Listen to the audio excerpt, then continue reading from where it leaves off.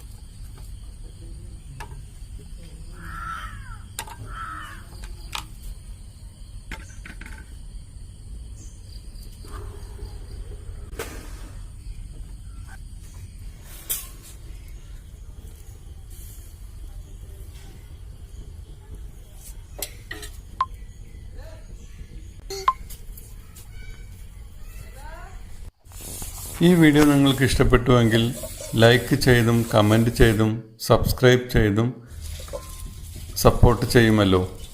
തുടർന്നും ഞാനിടുന്ന വീഡിയോകളുടെ നോട്ടിഫിക്കേഷൻ അപ്പോൾ ലഭിക്കാനായി സബ്സ്ക്രൈബ് ചെയ്യുമ്പോൾ തൊട്ടടുത്ത ബെല്ലൈക്കൺ കൂടി ഓണാക്കി വെക്കുക. ഈ വീഡിയോ വാച്ച് ചെയ്ത എല്ലാവർക്കും നന്ദി.